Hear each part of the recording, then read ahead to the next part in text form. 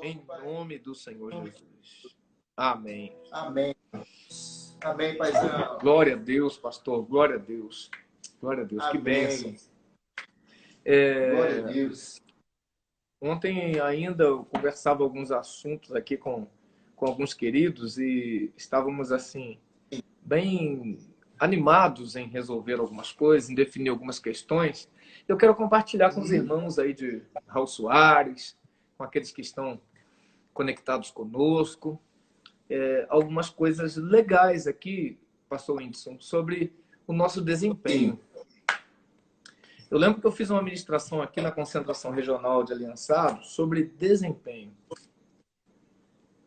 E Gálatas, capítulo 3, verso 3 diz: sois assim insensatos que, tendo começado no Espírito, estejais agora vos aperfeiçoando na carne. Nem sempre a questão é como a gente começa, mas às vezes é como terminamos. Meu Deus. A igreja da Galácia começou bem, mas ao invés de se aperfeiçoar no Espírito, eles estavam achando a perfeição da carne. Começou em Espírito e desceu o nível e foi se aperfeiçoando na carne. Perfeição da carne é pecado por excelência. E às vezes eu vejo pessoas que têm ótimos começos, péssimas finalizações. Vejo muitas pessoas que têm muitas iniciativas, mas não têm desfecho. Porque eles são interrompidos no meio do caminho. São paralisados pelas lutas. São travados pelo sistema. São forçados pelas circunstâncias. Força de vontade na baixa. Não tem motivação. E aí começam bem, mas não terminam bem. Aquela empresa que abre, e quando abre, ela inaugura com toda a pompa, cafezinho, água gelada servindo, mas alguns meses você volta lá, não tem mais nada. Meu Deus. Porque ao invés de ser uma crescente, né, ele começou bem e ao invés de crescer, ele desceu. Ao invés de progredir, regrediu. E aí esse texto vem falando disso. E aí Deus colocou em meu coração falar com a igreja, com o povo da nossa aliança sobre o desempenho, a importância de nós desempenharmos o nosso ministério, desempenharmos o nosso papel, falarmos, não só falar, mas agir também. Sua vida tem que ser uma crescente. Nossas vidas precisam ter uma crescente diante do Pai. Todo dia eu tenho que dormir mais santo e acordar mais crente. Meu Deus. Eu não posso errar quanto a isso, né? O tempo que você entregou sua vida a Jesus até agora, como está? Vamos pensar assim em todo o pessoal que está ligado conosco. Desde que você entregou sua vida a Jesus até agora, como é que foi? Você melhorou? Parou? Ou regrediu? Eu vou explicar isso aqui melhor. Alguns crentes costumam entregar a vida a Jesus e continuam com os mesmos pecados. Não mudou nada. Meu Deus. Ele não melhorou em nada. Ele continuou mundano, continuou carnal, continuou a mesma coisa. Pronto, outro tipo de crente. É aquele que dá uma abandonada no pecado, para de fumar, para de beber, fica legal, fica top, abandona as coisas erradas, mas aos poucos ele vai voltando de novo àquelas práticas. Meu Deus do céu. A única forma correta é começar em Cristo e ir melhorando a cada dia. A cada dia a gente tem que melhorar, porque senão a gente não vai desempenhar o nosso ministério. E todo crente é vocacionado, chamado pelo Espírito de Deus. O que é uma vocação? No grego, a palavra vocação significa, do latim também, vocare, voz interna. É a voz do Espírito Santo falando com você de dentro. Lá de dentro, o Espírito Santo clama para que desempenhemos a nossa missão. Bem, meu Deus, desempenhar é caminhar dentro de um projeto crescente. Olha só, eu vou repetir. Desempenhar é caminhar dentro de um projeto crescente. Não só saber o que fazer, mas de resultados. Que coisa interessante. Porque ninguém é pago por saber. Ele é pago por executar. Uma pessoa pode saber de matemática, mas se eu não ensinar para ninguém, já era. Se não fizer nenhum cálculo, já era. Se não resolver nenhum problema, não adianta. E quanta gente que conhece a Bíblia e não desempenha o ministério? Conhece a palavra, sabe colocar bem as palavras, mas não desempenha o ministério. Sabe o que fazer e não faz. Então, nós não podemos desempenhar, não é saber, não é ter conhecimento, é executar aquilo que precisa ser feito. Eu até tenho uma frase que digo assim, o leal não faz o que quer, ele faz o que deve ser feito. Então, quem tem um ministério, uma vocação, ele precisa desempenhar. Não adianta ser sabedor, ser teórico. Temos que ser práticos. Sim. Eu acho até interessante essa questão, porque ninguém é pago por saber. Ele é pago por fazer o que sabe. Ok? Ele sabe, mas ele tem que fazer. Há pessoas que são, assim, aos que desenvolvem em conhecimento, mas param ou regridem com relação à execução da missão.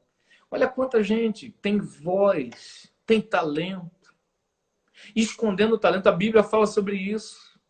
Quer dizer, se Deus te deu um talento para a música, um talento com a voz, você precisa alinhar o resto da vida com a voz afinada para esse louvor chegar em Deus. Senão você vai enterrar um talento. Você pode até cantar, mas esse louvor Deus não está recebendo. Os homens podem até admirar. Bom, estou dando um outro exemplo aqui também para vocês.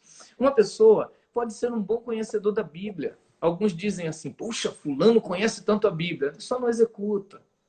Só não faz. Ele discute teologia, fala das coisas, questiona algumas autoridades porque ele se acha mais certo. E eu sou muito a favor do evangelho simples. Daquela pessoa, sabe, pastor Índice, que às vezes o pouquinho que sabe pratica, enquanto outros sabem muito e não fazem nada.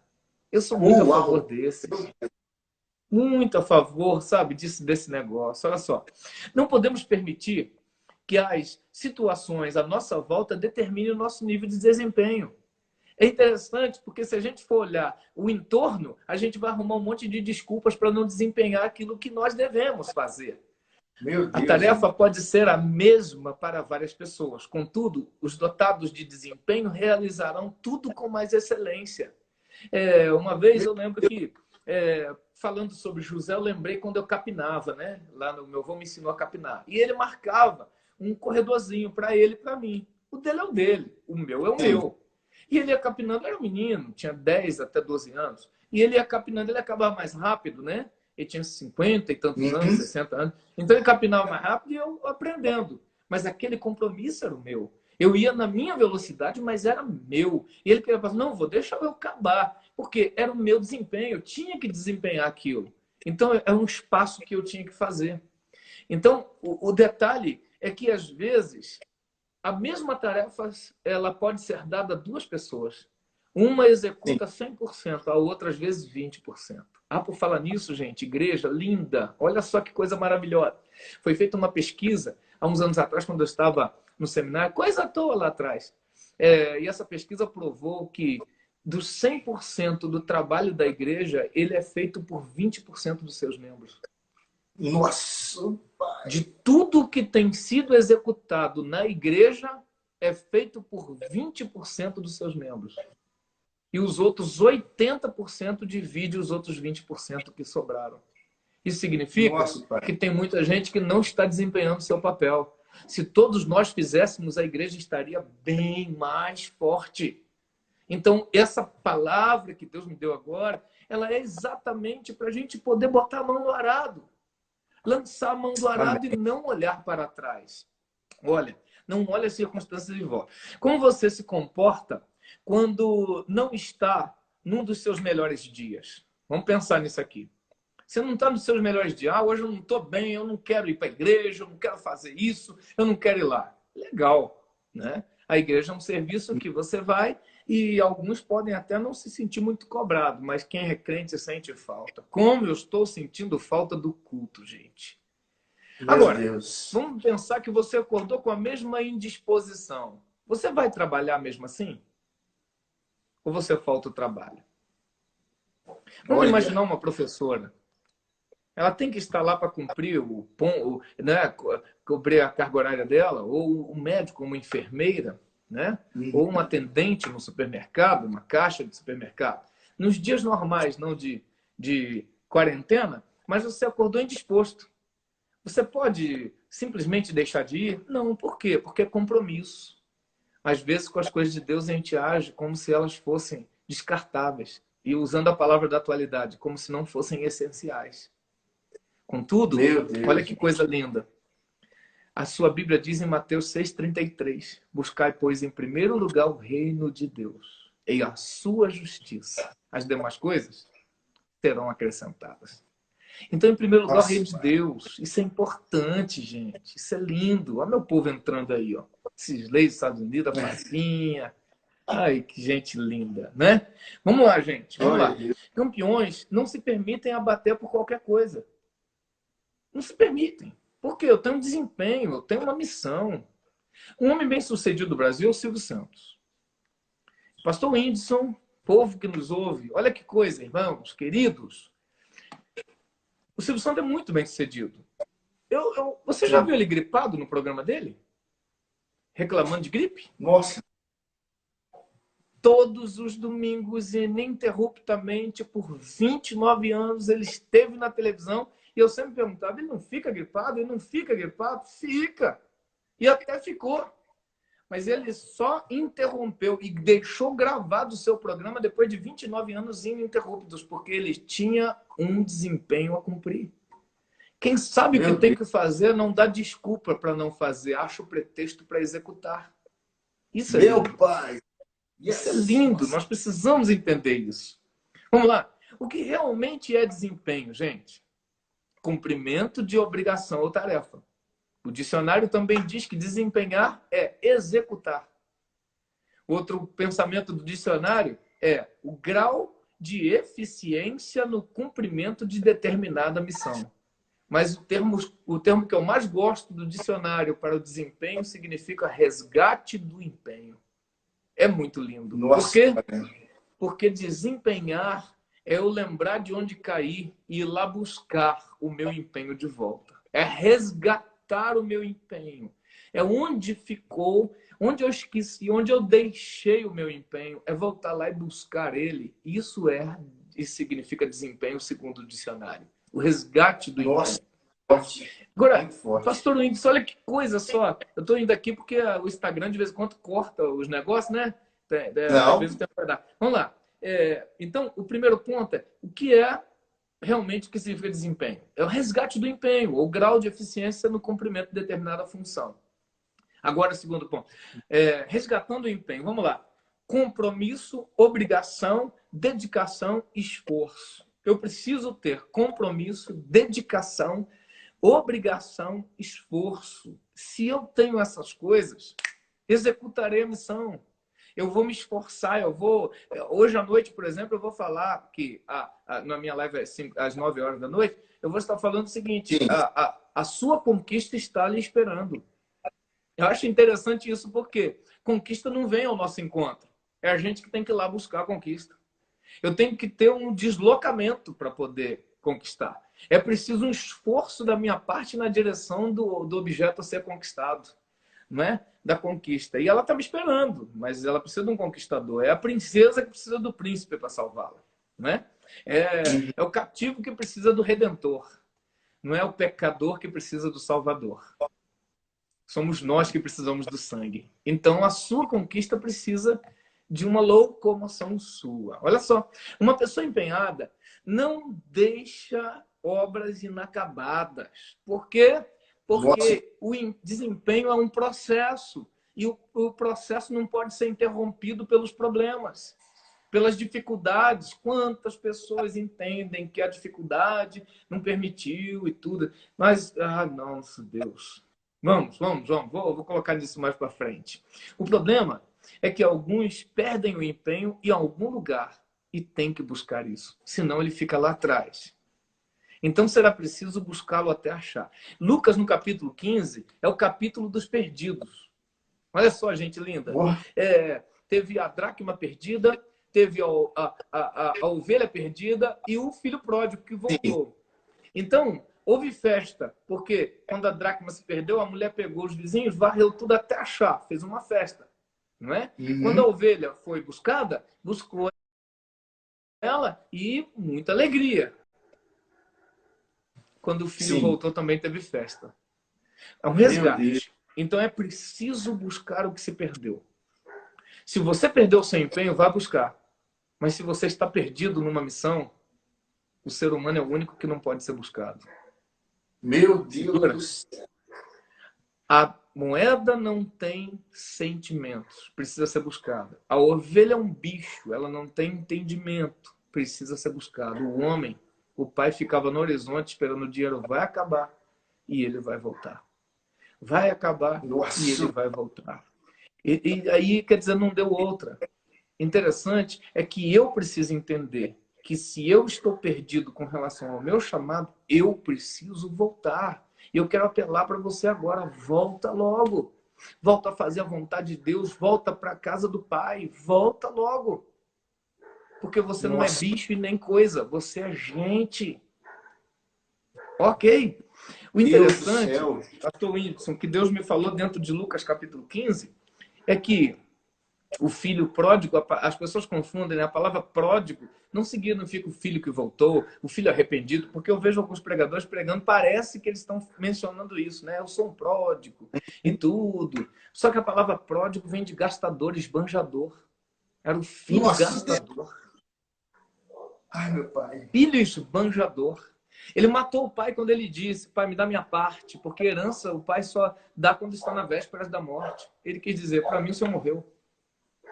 Meu Deus. Ele foi e gastou tudo, porque era um pródigo, era um gastador. Mas observe que quando ele estava na pior hora e não tinha mais nada, ele não pensou no pai. Em momento nenhum ele pensou no pai. Ele pensou no pai não no sentido de meu pai deve estar sentindo a minha falta. Meu pai deve estar chorando agora. Não, ele falou, voltarei para a casa de meu pai e serei como um dos seus empregados. Ele ainda está pensando nele. Nossa, Deus. Se você tiver de voltar para Jesus pensando em você, não tem problema não. Ele te ama tanto que ele vai te aceitar. Mas se você quiser um motivo mais forte, pensa um pouco no sacrifício dele também. Que é isso, vai meu valer Deus? a pena.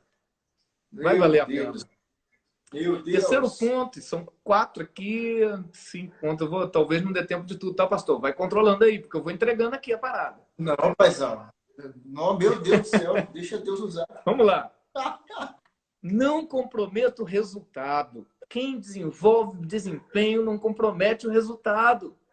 O resultado não pode depender de meu ânimo, não pode depender das minhas emoções, dos meus sentimentos, nem da minha condição física. Tem que explicar os detalhes, porque, lógico, que existem algumas exceções. Mas veja, se eu não estiver animado, eu tenho que fazer mesmo sem ânimo. Meu Deus. Se eu estiver com o meu emocional abalado, por exemplo, eu discuti com alguém e fiquei aborrecido. Meu Deus, isso não pode influenciar no desempenho de uma missão tão nobre. Eu acho muito interessante que a missão de Deus não pode ser abalada por causa das minhas dores. As minhas feridas não podem atrapalhar o desempenho de uma missão tão nobre que Deus me deu. Ah, e por falar nisso, se você quiser ver uma pessoa que desempenha bem a missão, todas as pessoas que colocam a sua missão de vida como algo acima do que ela mesma, mais valiosa do que ela mesma, ela dá vida por aquilo. É interessante que se o meu ministério for maior do que eu me sacrifico, eu não deixo o ânimo, eu não deixo meus sentimentos, eu não deixo nada disso atrapalhar, porque o projeto que eu estou empenhado é muito maior do que eu mesmo. Essas pessoas são as mais felizes, porque elas estão envolvidas em algo que elas entendem que são mais importantes do que elas. Meu Deus do céu. Muito Quando eu falei do físico, é lógico que nós devemos levar em consideração o equilíbrio, né, gente?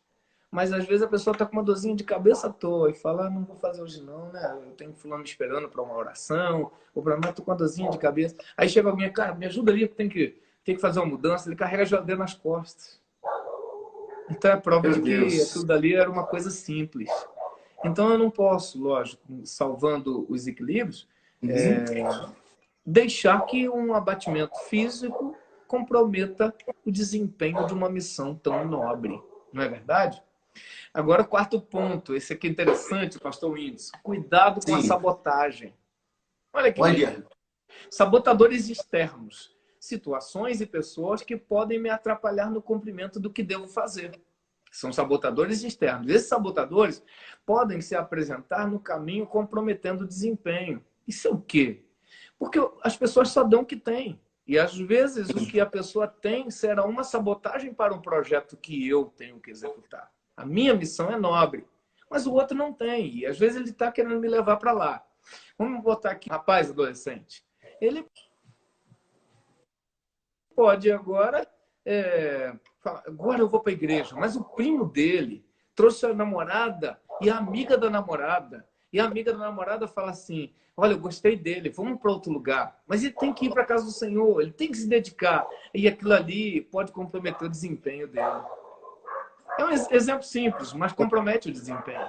Isso é muito interessante. Não é? Os sabotadores externos são esses. Mas a pior forma de sabotagem é a autossabotagem. É quando eu mesmo saboto o projeto. É quando eu mesmo coloco situações de crise. É quando eu postergo na execução da missão. Eu fico adiando. Gasto tempo excessivo em distrações. Meu Deus. São sabotagens. Autossabotagem. É quando eu dou minhas desculpas para não fazer o que devo fazer.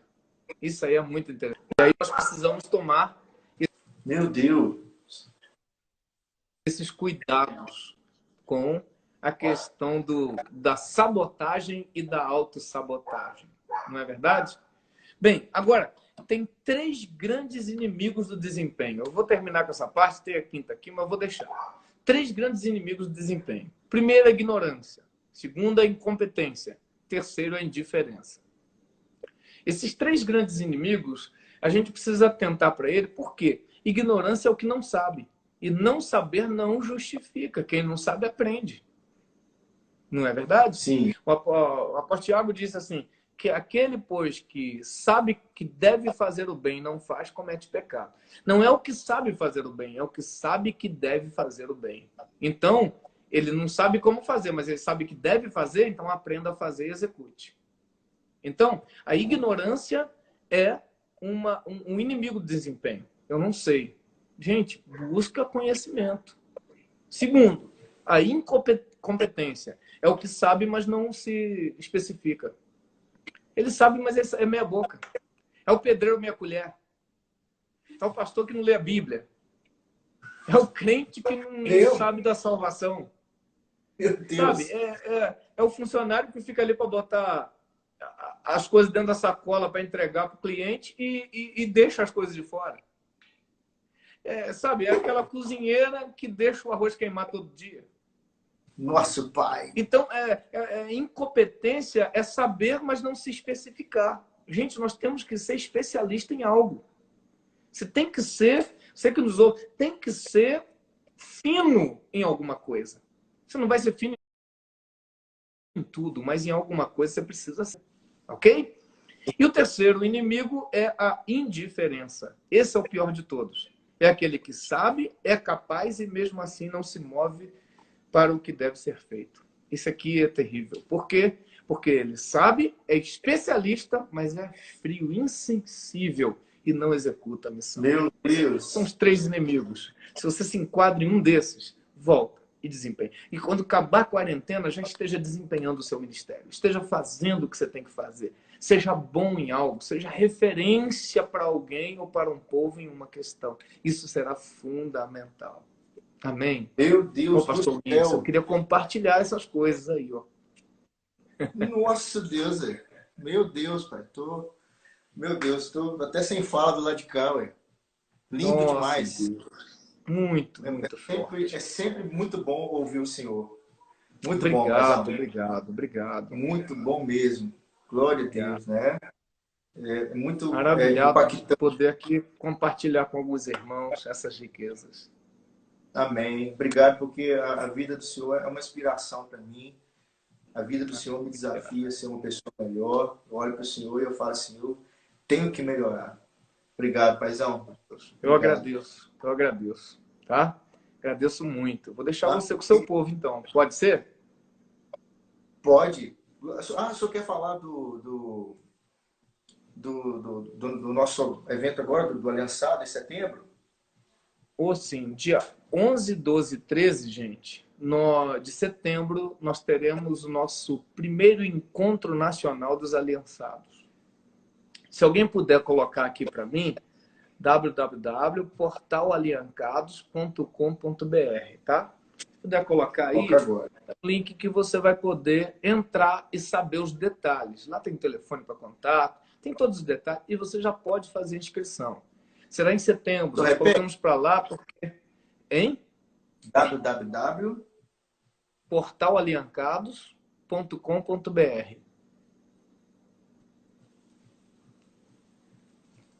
Isso aí, vai colocar ali, ó.